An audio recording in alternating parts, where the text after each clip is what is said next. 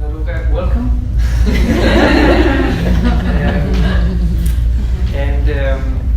I have prepared a couple of questions for you, a couple of things that I thought was interesting. And again, in regards to Krishnamacharya, I thought maybe we could just start there. And maybe I could ask you, who is he to you? And in which way does Krishnamacharya inspire you in what you do as a long-term practitioner or in this lineage of yoga? That's a good question. I think Krishnamacharya, Bhakti Joyce, and Sharat could all be lumped into this. A lot of times when I feel like, in practice and in teaching, when I feel like I have doubt with my own knowledge, I find that I refer to what they would do. You know, and when I feel tired, I'm like, okay, my teacher gets up at 12 to do his practice, and then he teaches all day until not all day, but for him that's probably almost all day. But I sometimes look towards Krishnamacharya as an inspiration, and also in times of doubt, kind of referring to the wisdom that he held, and as well as with Batavi Joyce and also with Sharat. Sometimes when I'm not sure what to do or what the right way would be, is I try to kind of to refer to these instrumental teachers and kind of try to connect in the best way I can on what they would do or what they have done. And I find that to be very helpful. It's the work ethic and the passion and the quest and the thirst for knowledge I find so inspiring. That really, I'm not sure if we'll ever come across people that immerse themselves so deeply into the practice of yoga, as well as kind of immersing themselves into the knowledge of the philosophy. I find another thing that's so inspiring about Krishnamacharya, as well as Batavi Joyce, is that not only were they well read, but they were very well practiced at the same time. And so there's an application of practicing too. It wasn't just writing on only the knowledge, and it wasn't writing only on the practice. It was kind of intertwining both of them very deeply. So I find that to be very inspiring, and sometimes it's very humbling because I'm kind of like, well, what do I know compared to all of the studies that they kind of immerse themselves in. And in a way, many of us are riding the wave of that, kind of the fire of their passion and the inspiration that they held for this kind of quest to understand yoga. So I find it to be very helpful to have the context of referring back to this lineage. And it keeps me, I find it very humbling, but also very inspiring at the same time.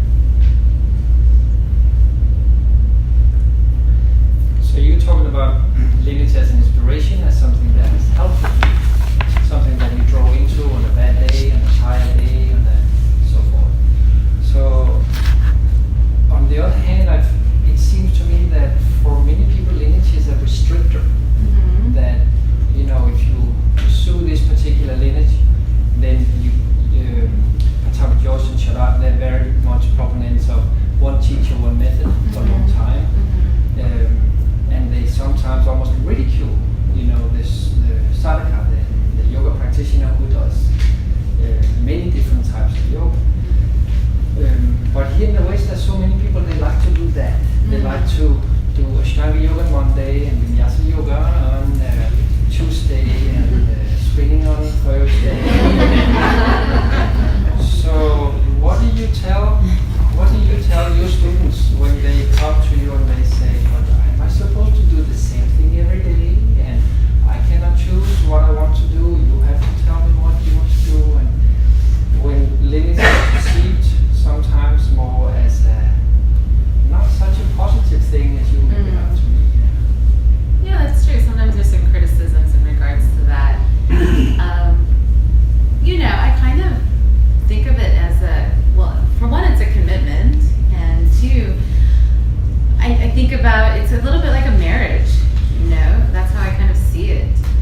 There's a time when you're younger and you're discovering and you're trying out many things. And when I was younger, I dated a few people. Do you know what I mean? You kind of like, ooh, I don't like that. I like this. This resonates with me. This doesn't. But then there's something that happens where you choose one thing. Choosing one thing doesn't necessarily mean that it's going to be easy.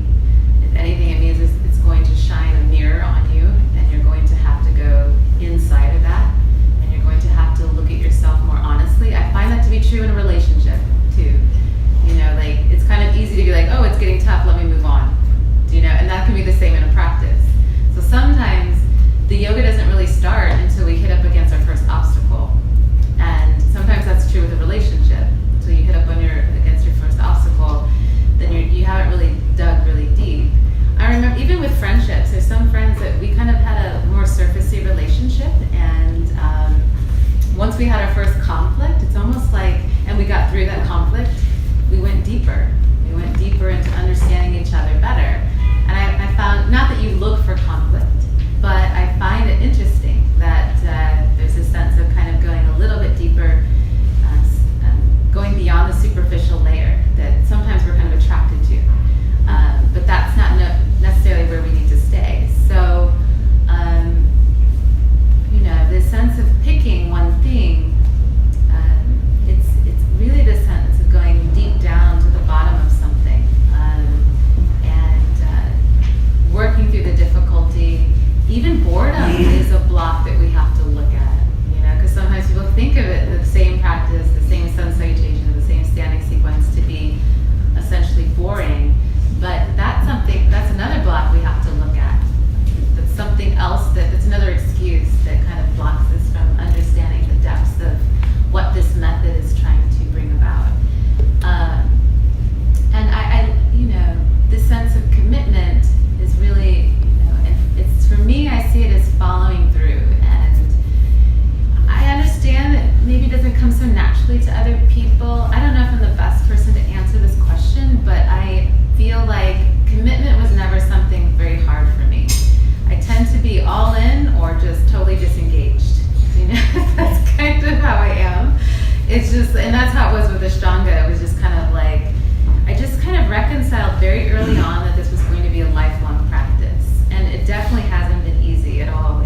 There's been times where I've doubted that, but I've just kind of, there was something deeper inside of me that really wanted to keep continuing on to see what this, what arises through this, to kind of staying very steady and devoted to just one thing. The other thing I start to realize too is you meet other people that have devoted themselves to one thing and they've gone deep into it, and I notice that if I have conversations with them, I don't really have any conflict with them at all. That I can clearly see that there's actually something very common about people that are in martial arts, or people in music, there's all, like when people really go deep into something, it's almost like we come to the same source anyway. So I find that the jumping around tends to be another form of like the distracting. But I understand that it's an important part maybe in the beginning, to try some things out, to see what feels right, what doesn't feel right. I don't think that you can reap the benefits, the true benefits of practice, unless you really kind of go deep into it and you make some form of commitment. So but it was kind of something that was it was quite easy for me. I don't know if I answered that. I'm going in all types of directions. If I can pick up on one of the things, you said many great things, like commitment, marriage, going deeper, and I wanted to ask you, like how lineage is taking you deeper personally. But maybe before I ask you that, maybe I can ask you like a similar question. Like you said that there's some deep benefits, that you have experienced some deep benefits by moving further into that commitment, which happens to be not the most difficult thing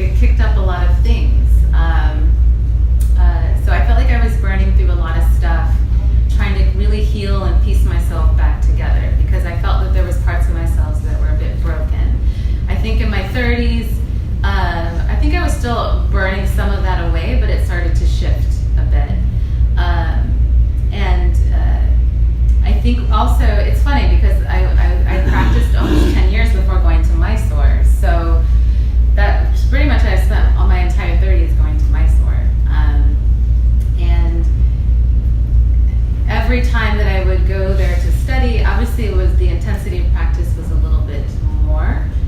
There were some trips I felt joyful, like, wow, everything's so great, I love everyone. And then there were some trips where like, I hate everyone, I don't like this, I don't like that. Like, it was like, some trips have been dark. Like, I don't know, just sometimes I've gone into dark places in myself. Like, even some years, you know, like, I can't, you know, like,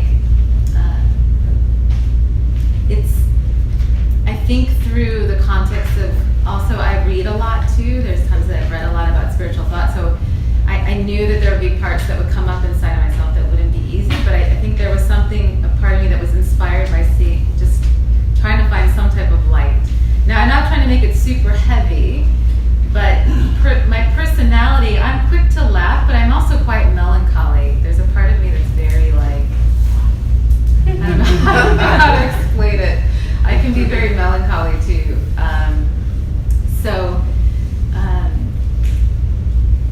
You know, like I've learned that, and I like to be quite real.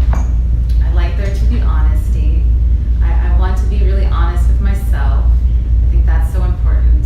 I don't have a lot of time for superficiality when it comes to people. I think that's why maybe I didn't always have tons and tons of friends, because sometimes I couldn't, unless it would go a little bit deeper, it was kind of hard for me. I just like honesty. I like honesty, I like realness, and I like to feel that within myself. And through that, and I have to say, when I come to my mat, I feel more home than almost any other place.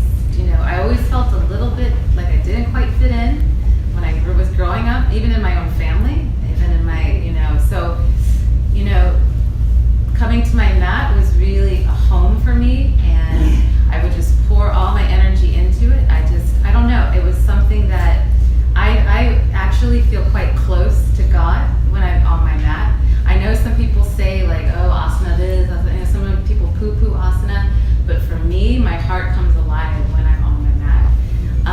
And I don't care what anyone says about that. I know what I feel when I step there, and when I center into myself. There's something that just comes alive that I have never experienced before.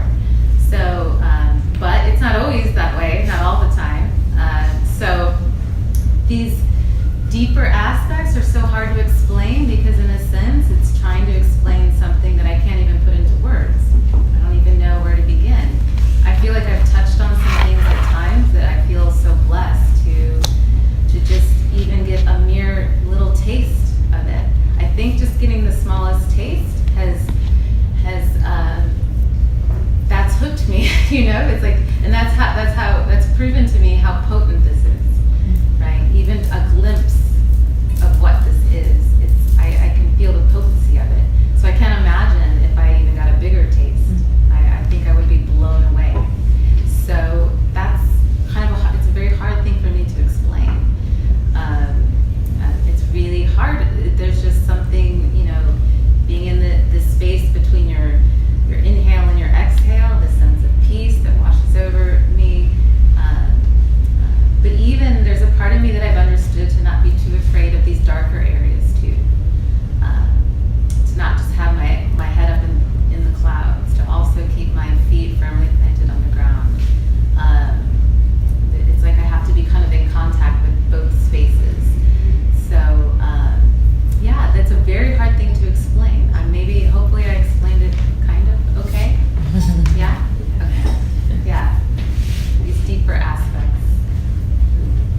Beautiful. So it sounds like you go to a place where there's God, and there's also darkness, and there's some balancing between these two that is truly beneficial for you. Yeah, like, I think I'm still figuring out what that is.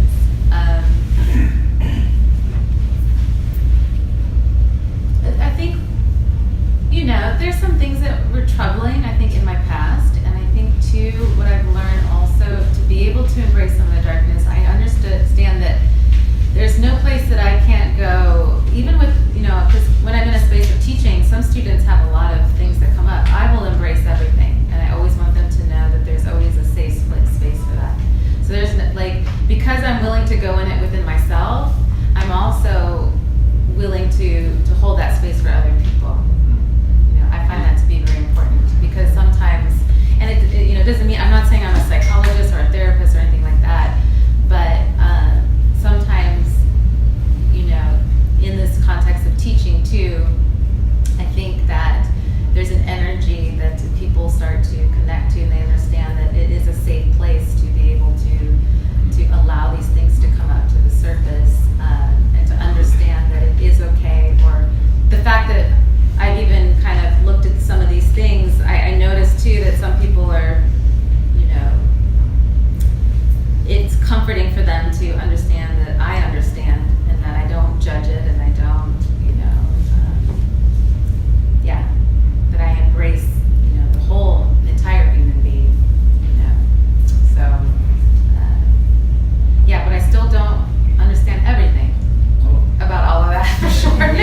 did that one.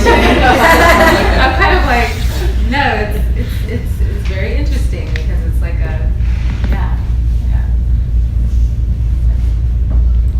If I can take one more dive into that, you're saying so many interesting things. So you mentioned God, you mentioned how this practice and how this lineage and tradition makes your heart come alive. And it reminds me, Guruji, he used to say, when you do asana, you think you're God. You don't think you're God, that's not yoga. You're God, not my God. So in that regard, like, do you have, like, when you speak about your heart, do you speak about that's a place where God actually takes, whatever that means, that God actually takes a place in your practice when you're on your mat? Do you have a particular way that you think you're God? Or how do you, or are you even concerned with that particular suggestion or recommendation from the subjects? No, I feel like the more that I empty myself out, it's like an energy that moves through. It's like I become a vessel for something to work through. So I definitely, and it feels like a blessing. So I don't feel like I walk off my mat like, yeah, look at me, like I'm invisible. I kind of feel like, yeah, there's a little bit of this, even though it's like an active practice, there's a little bit of this letting go and allowing something to kind of work through you. So, some days are easier than others to kind of connect to that, but I think that was something that I found to be very special about the practice. And like kind of just this kind of tapping into something, kind of like, allowing something to kind of work through you. Yeah. By stepping away, is that what you're saying? Definitely getting out of my way, getting out of, I don't, it's like, it's kind of like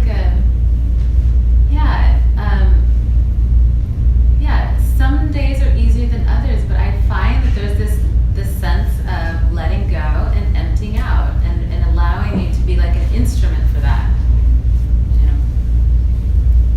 And how do you balance that with, like I've been listening to some of your classes and taking some of your classes this weekend, and I know you from Mysore, and one of the things that's very inspiring for me to when I am in your presence is that you are very precise with words, and you are very precise with your movements, and you are obviously a very aware, conscientious, and even technical practitioner.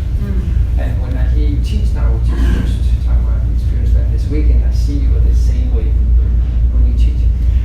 So my question is, so how do you balance your interest in technicality and the way the body, the mechanics of the body in motion, with stepping away and presenting a place for something else to slip in? Well, so that sense of being conscientious, and I find it to be, from my perspective, it's more about being very attentive and to give meaning to everything that I do. So even like the little movements, I give context to them as well as like the bigger movements. So, I find that to be really interesting to really be deeply connected. That's for me, I think that's my technique, is to have this deep connection to every aspect and to be fully immersed into it. I think I said before that I'm either deeply engaged or nothing at all. So to me, it's like I want every movement that I do to have some type of meaning to it. It's kind of foreign to me to go do it halfway. Maybe that's a good thing, maybe that's a bad thing, I don't know. But in some ways, it's just not an option. And in one way, it kind of reminds me, like early on, actually even now, I love this author, Carolyn Mass, who wrote Anatomy of the Spirit, but also I love hearing her talk. And, she said something about, you can't, if you want grace to descend upon you, you can't just lay back and expect it to come. You need to rise up to it. You need to rise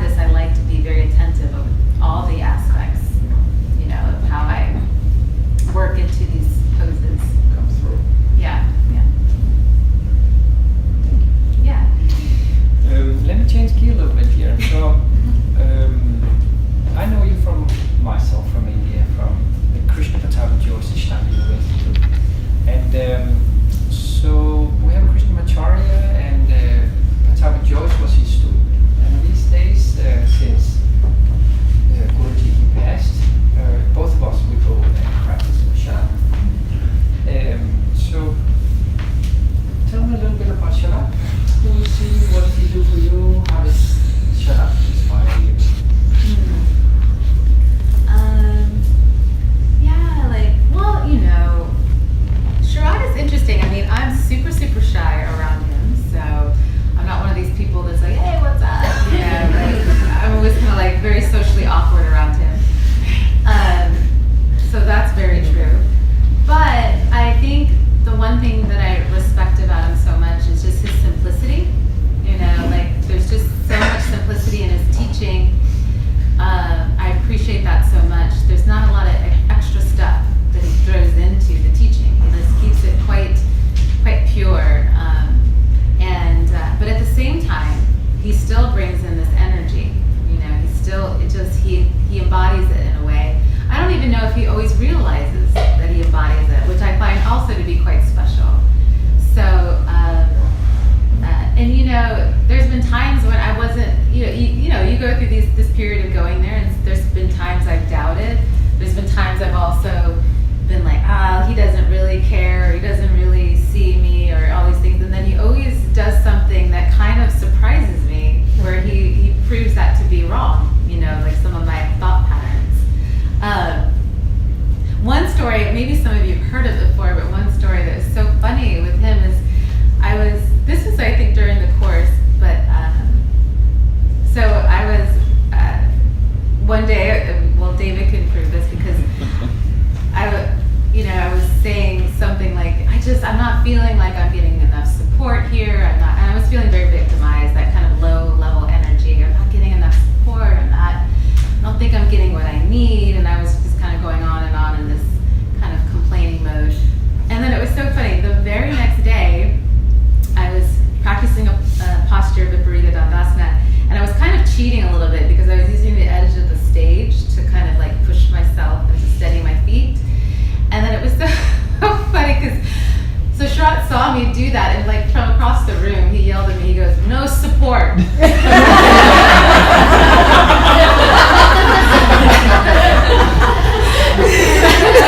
And it was like, because I said those exact words the day before. And he was like, "No support," you know, like, and I was just like, right in that moment, I just totally, he didn't know, but I just laughed at myself. I laughed at because I remembered, because it was very fresh in my mind. I was just thinking how ironic that whole situation was. And then of course I got past that, and I was just like, God, I mean, I was just in a low level energy. Like, I think in times, he does give you that space. It's like you have to figure things on your own. He's definitely not going to hold my hand and say, "Here you go, Laruga, let's take you through." It's not like that. But at the same time, he's watching, he sees, he feels, and there's other stories too that have always left me very surprised. He's not going to be up under me, like giving me feedback 24/7, and I think too that's not what this is all about anyway. So I just really appreciate his simplicity. I appreciate his work ethic so much. I appreciate the fact that I know there's been times where the weight of the tradition has weighed heavily on him, and the fact that he continues to put one foot forward and to hold it together. I know that it's not easy, and for me, and I know that he's a human being. Sometimes we put such high expectations, and it's not that he's never not met like my expectations, but also I really appreciate his humanness,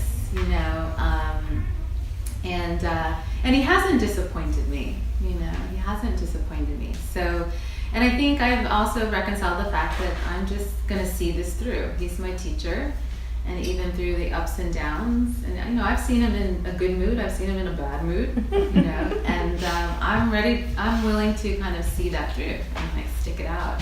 So yeah, I have such a deep appreciation and respect for him. And you're going there next week, right? Yeah. So I'll be in Stockholm for one day, and then I fly. Then I fly out, or 2 days, a day and a half. Yeah. Well, this time of year it's maybe not the worst thing, right? So. No. Yeah, exactly. Well, maybe you guys have some questions that you would like to ask Laruga also. So it's not only me who get to ask Laruga anything that I want. So why don't we open up a little bit, and if anyone have any questions, now's your time. Unless you want to go to my soul and ask Laruga there.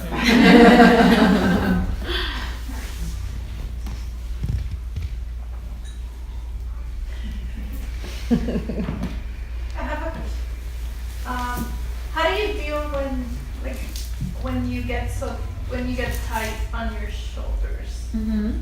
Like I've been having a struggle with I feel like I'm getting stronger, but I'm getting less flexible to get into these back bends, and I don't know how to balance that, like how to get that openness again back in my back.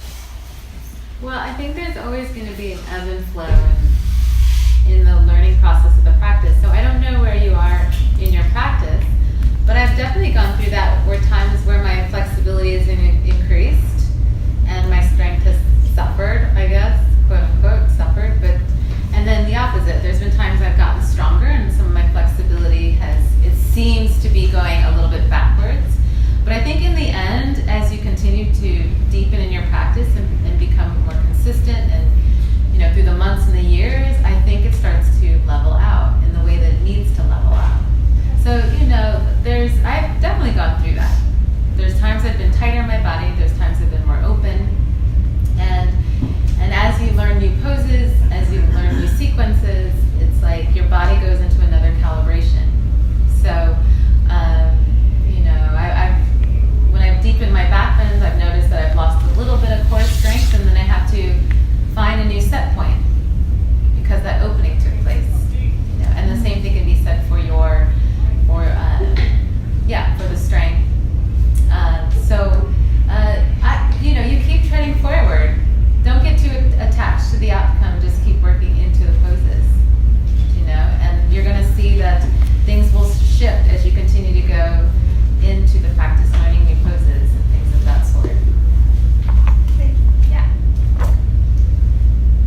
I really resonated with your discussion about how you have had some dark spaces and you come to the mat and you kind of work through those dark spaces and you feel kind of liberated in a sense after you get done with your practice.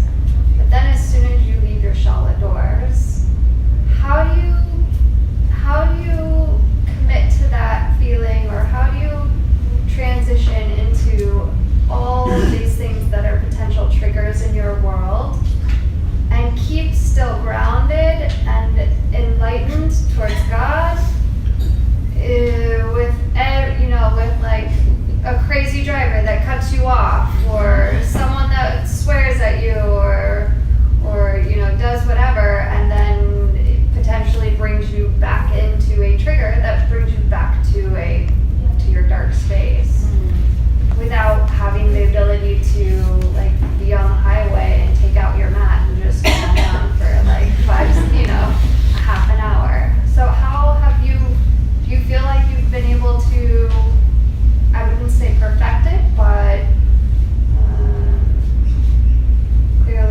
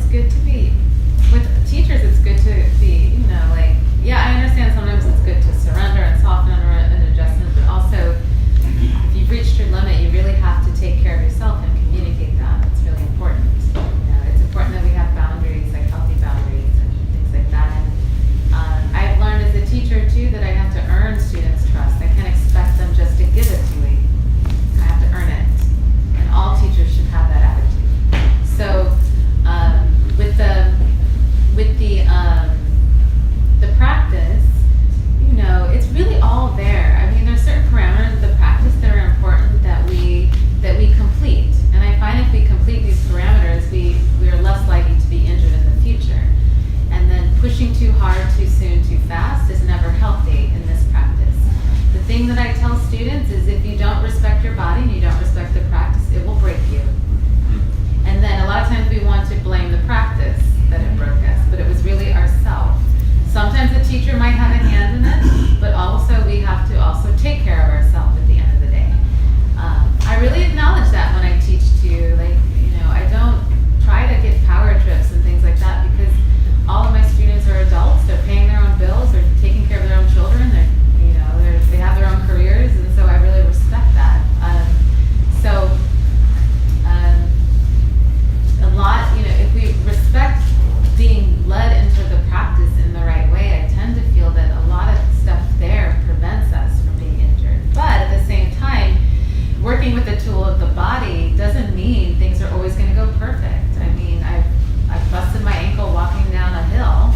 Does it mean I stop walking down hills? No, you know, but maybe the next time I walk down a hill, I'm more mindful, you know, so I learn hopefully a lesson there. You know, like I mentioned this maybe Friday, I don't remember, someone asked, but like when I was in college, I was a cheerleader. I brutally broke my left arm. If someone were to ask me, would you do it again? Yes, I would, because you know, okay, my arm got broken in several places and all these types of things and some major damage. But like the exhilaration of doing and being and experiencing what I experienced, yes, I would take that risk again. So like the experience of what I feel, you know, working through these poses is a risk I'm willing to take to taste what, you know, the practice is going to bring. There's never, and you know, what I find interesting sometimes, because I have some students who are very like cautious, which is okay, but people want guarantees. Well, I'm sorry, like there's no guarantee in life, not with anything. So I can't guarantee that you will never, you know, experience an injury.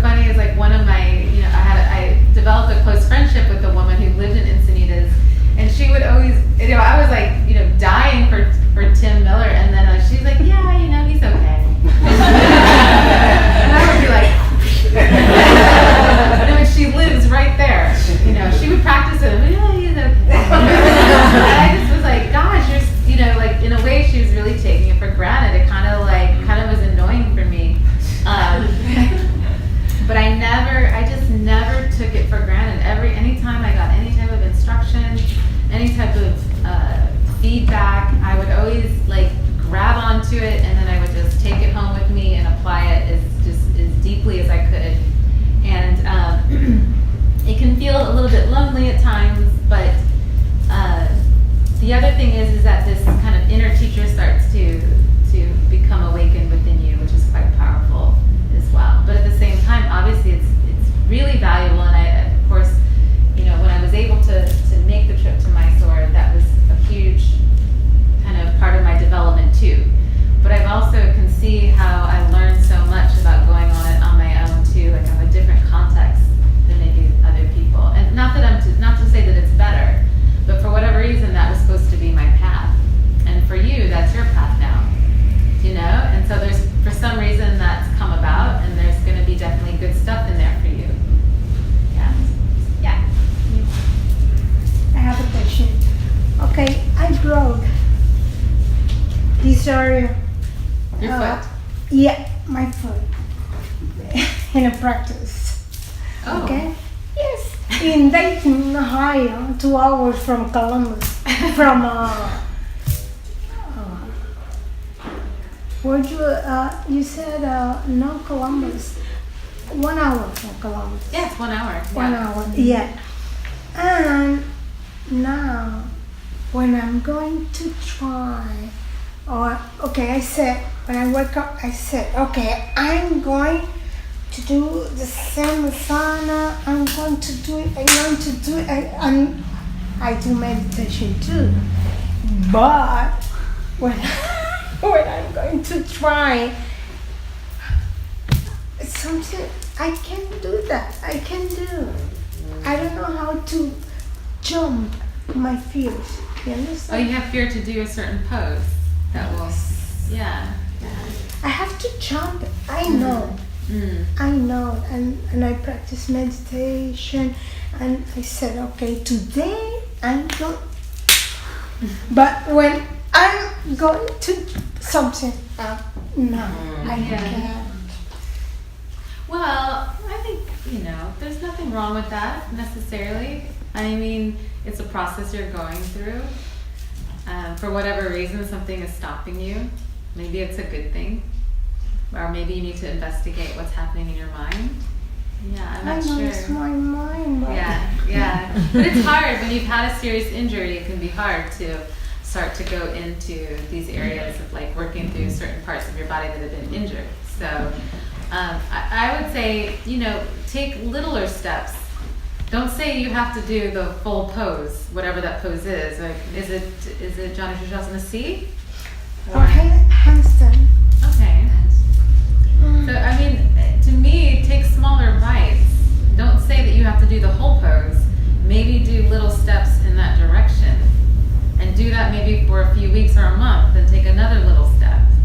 I think littler steps are going to be a little bit better for your peace of mind.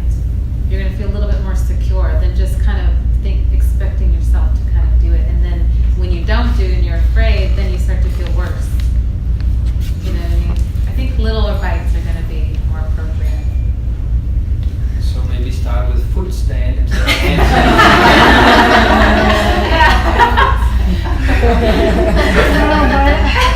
It was horrible. No, was this year in March.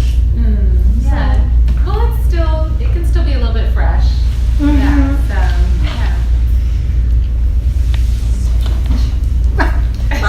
But I fall. That on your phone, yeah. Well, it's 1 o'clock, and just want to make sure that Laruga gets a little